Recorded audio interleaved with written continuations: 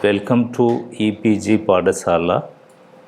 I am K. Mavalirajan from Department of Ancient Indian History, Culture and Archaeology, Vishwabharati, Shantiniketan.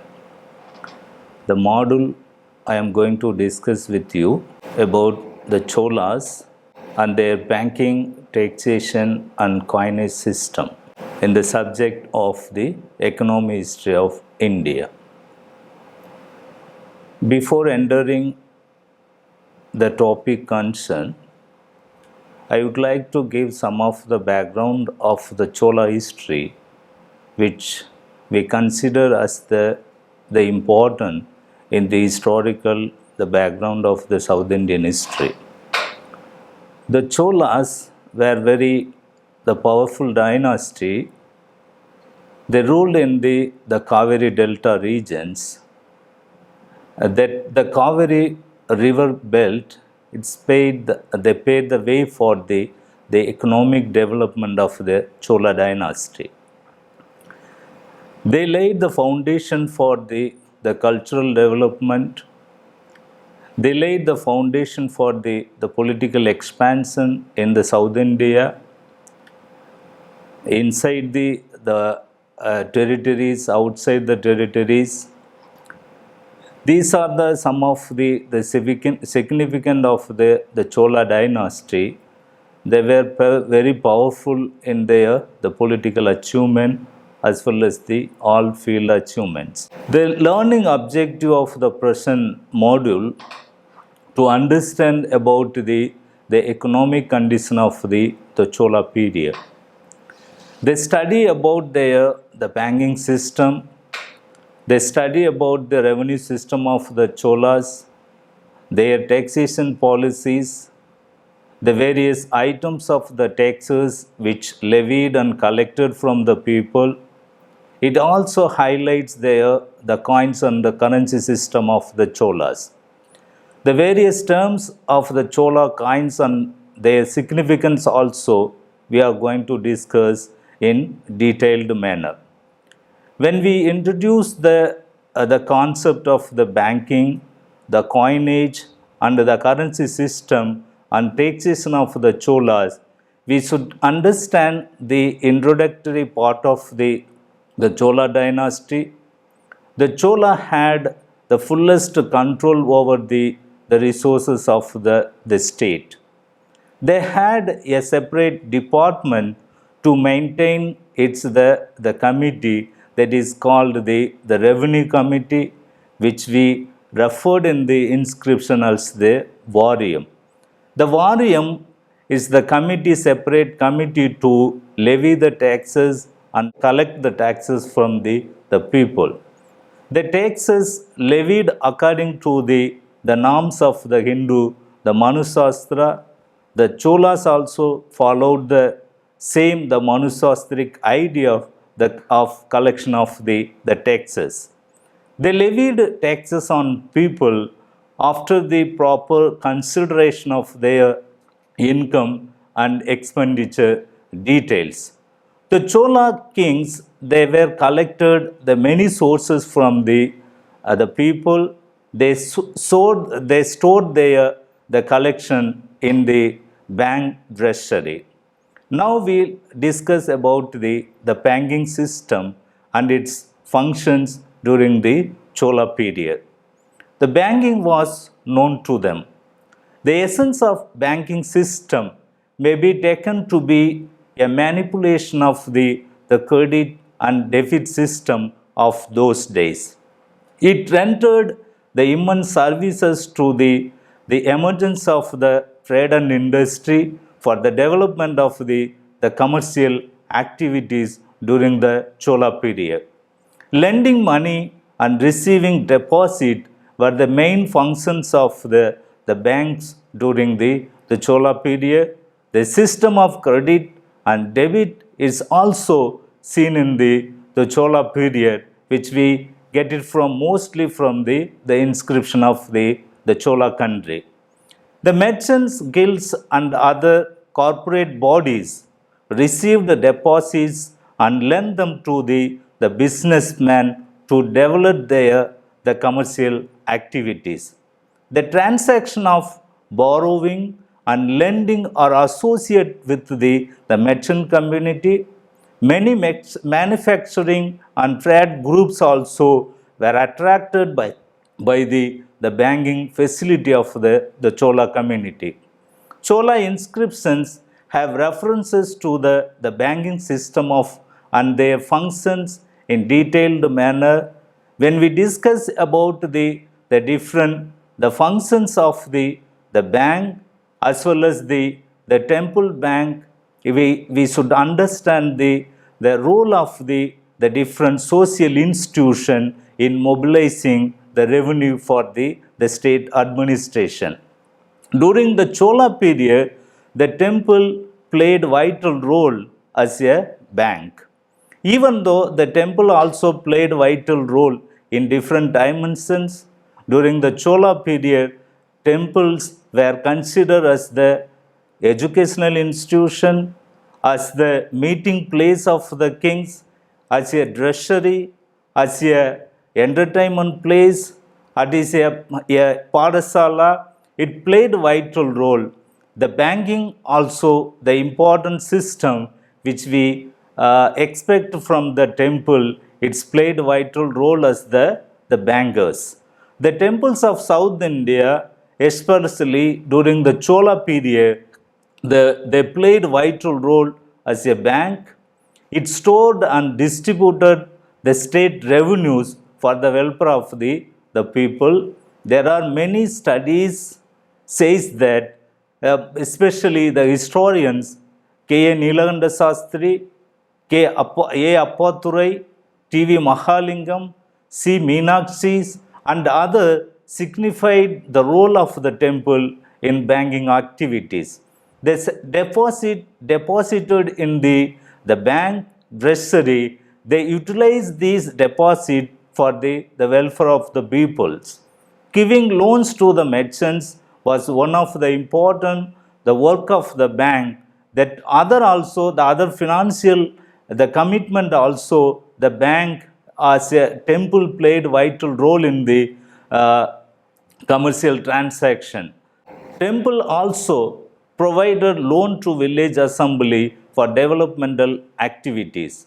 Most of the loans were given for productive activities such as the cultivation process, cattle breeding, trade activities, as well as other the commercial activities of the merchant communities. So, temple it's a played vital role in the mobilizing the revenues for the state, as well as also it's played a vital role in the credit and debit of the revenues. The main customers of the temple bank included the village assemblies, the Brahmin assembly, temple employees, agriculturalists, and other functionaries become very valuable customers of the bank, the temple bank. They collected money, they invested for their agricultural development as well as the trade activities. So each Chola temple had a treasury which served the purpose of a bank. Large endowments in the form of land, gold, money, and other the properties were bestowed on the temple, which made the temple a richest institution in early medieval South India. The many donors from royal family to the individuals to the collected members, they donated in gold and money to the temple banks. The Chola temples delivered an economic functions as a banker which really helped the agrarian society and business class at the time of the early medieval period. Now we're going to discuss about the taxation policy and the taxation method of the Chola government. The Cholas collected the many sources from the people, which mainly the taxes were the main source of income of the Chola state. The king, by virtue of the supreme authority, had right to collect taxes from the people. According to Dharma Shastra, the king was authorized to levy the taxes on the people, on the professional community, on merchant class, and other occupational groups. Taxation was considered as the royal privilege in Chola period. The king had every right to collect demands the taxes from the people. They had every right to spend the taxes for the welfare of the people. As per the inscriptions of the Chola state, there are many taxes we get as the references. There are many technical terms of the different taxes of the Chola period. The various taxes were collected during the Chola period.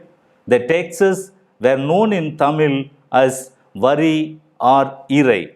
These are the very common terms for the taxes we get from all the Chola inscriptions. The Chola inscription referred to various terms of the taxes.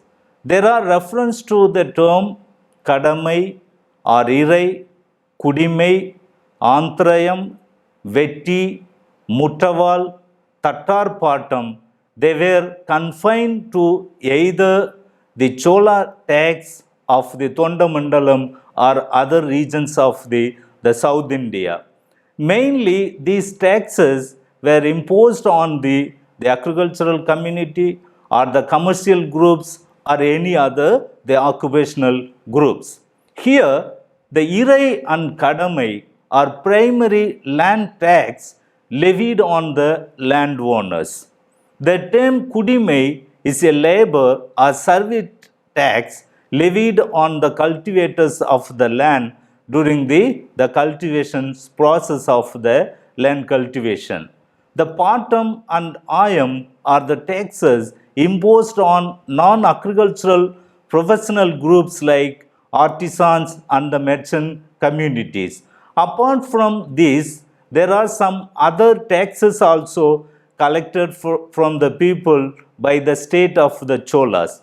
The Chola collected some various taxes on the basis of the evidences. The taxes are broadly classified into the 6 categories. The first one, the land tax, which collected from the landowners. The second one, the commercial and occupational taxes, which collected from the commercial community and other the occupational groups. There is also the minor dues which collected from the people. The fees and payments also is one of the most important the taxes which give the revenues to the Chola state. There are also some incidental revenues that is also known as the emergency taxes which were collected by the state during the emergency situation.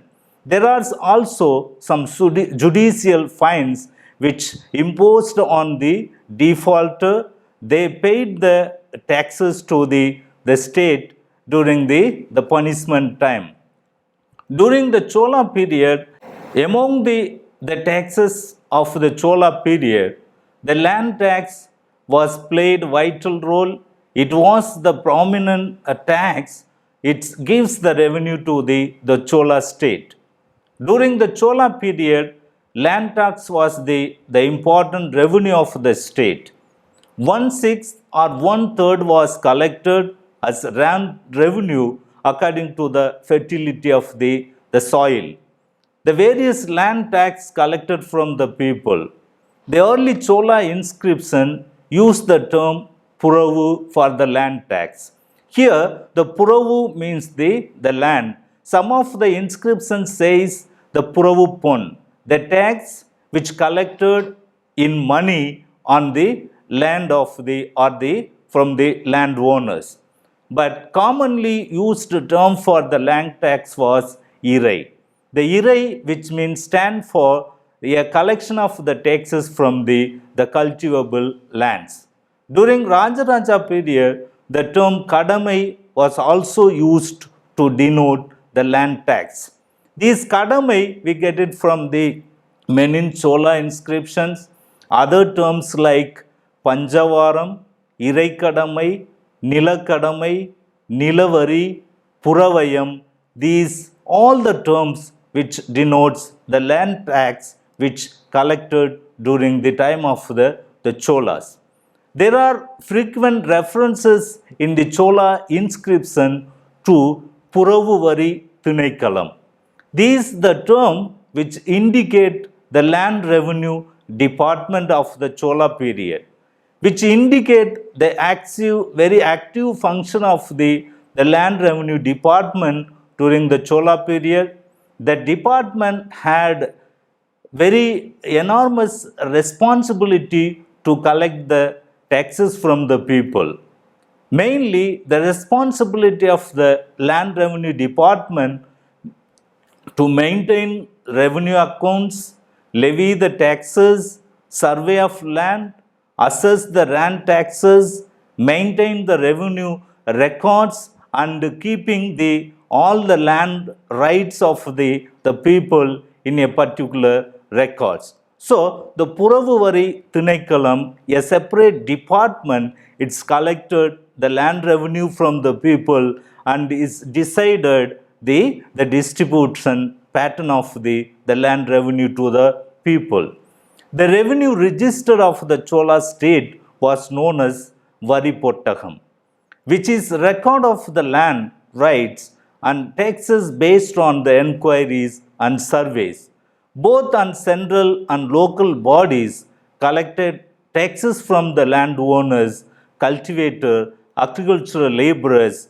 They all there the collection of the land which registered in the land register, that is called the Varipottagam, which is very familiar, the factor, familiar terms which we get it in frequently from the Chola references. Apart from the land tax, during the Chola period, water tax also collected from the landholders. It was levied on land when a common water source was used for the irrigations. The water tax variously referred in Chola inscription as Neervilai, Neervilai Kuli, Neerkirai. These three terms which indicate those who use the irrigation sources for their agricultural purpose, they had to pay their taxes to the government in the form of the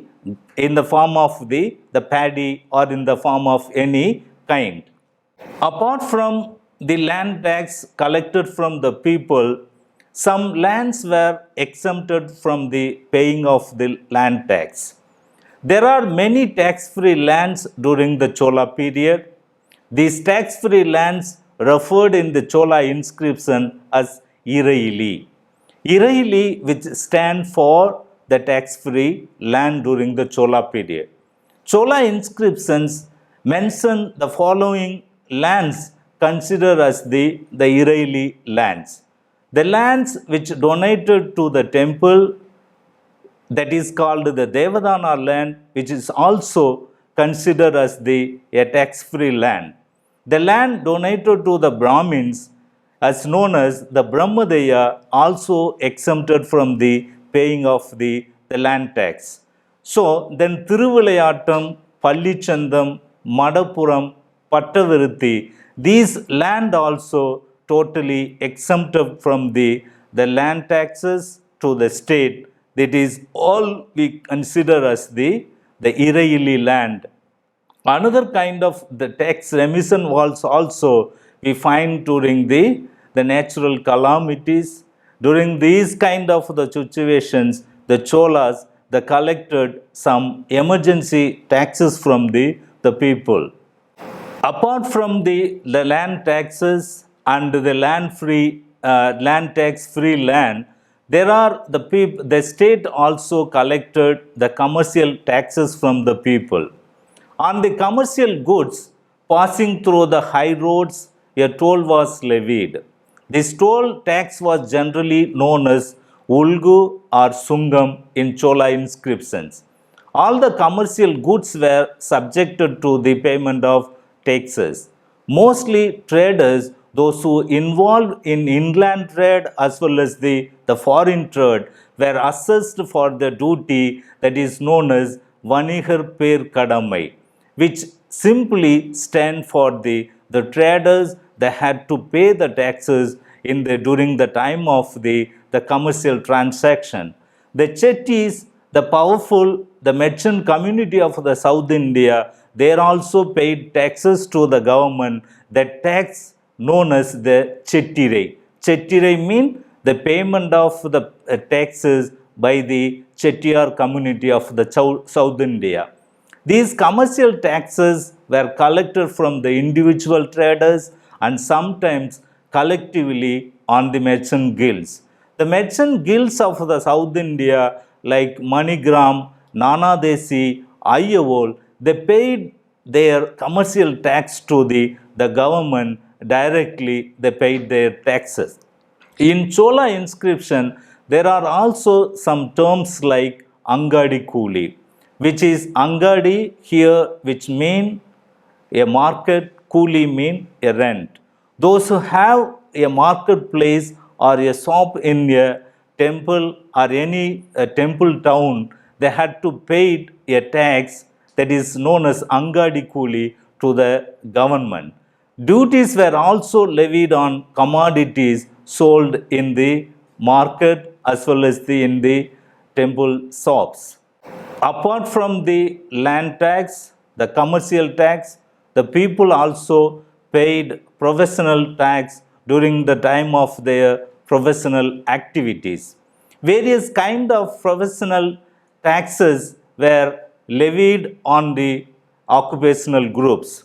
They levied taxes on skilled artisans such as goldsmith, blacksmith, carpenter, stone cutters. They also paid their professional tax to the state directly. Tax levied on goldsmith called Tatar Pattam. Tatar means here the goldsmith, the Pattam means a tax levied by the goldsmith. On blacksmith, the collar Udaipatam imposed. On weavers, known as Tharirai imposed. Idaipatam levied on shepherds. Oil pressers also paid tax known as Chekkirai Patam to the state. The washermen also paid tax called Vanna Kuli, that is known as Vanna Kuli. It stands for the payment of the washerman to the Chola state. Apart from these popular taxes, there was also a minor dues which collected by the state from the Chola period. Apart from popular taxes, minor dues also collected. An important minor dues is poll tax levied on cultivators. Alvari is a term referred to the tax on agricultural labors. Brahmins also paid a poll tax. Marriage tax also prevalent during the Chola period. A levy on house known as Manairai was imposed on those who have house property during the Chola period. Apart from these, there are some fees and payments which existed during the Chola period. These various payments were demanded from the people for the various services rendered by the state officers. Adhikara Pon, which stands for a payment demand by the Adhikari, which mean state official, those who perform their state functions, they had to pay a taxes as in the name of Adhikara Pon. Then Iraha Niyamam was another payment demanded for dispatch and delivery of royal orders during the emergency situations. There are also some incidental revenue that is called emergency revenue, some taxes imposed on special occasion during the wartime, during the financial crisis, During the emergency situations, the Chola state imposed and collected some of the emergency taxes from the people. During the wartime, emergency tax was collected to meet the war expenses. For the maintenance of army, the war levy imposed on people during the time of the wartime. There were also some judicial fines. Judicial and other fines were also source of income of the Chola state. The judicial fines are referred as Tandam in Tamil inscription. This Tandam was imposed on defaulter at various levels.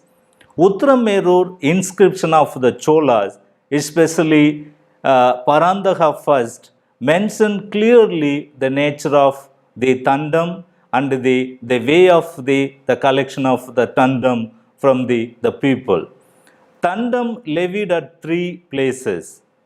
First one at the King's Court, at a court of justice, in revenue department on account of tax default. Most of the taxes, whether it is land tax, whether it is the commercial tax or any professional tax, they were collected in kind. Land tax was normally collected in paddy. The tax on plough was collected in paddy. Sometimes tax on land was insisted in money. Taxes on professional groups were imposed in money.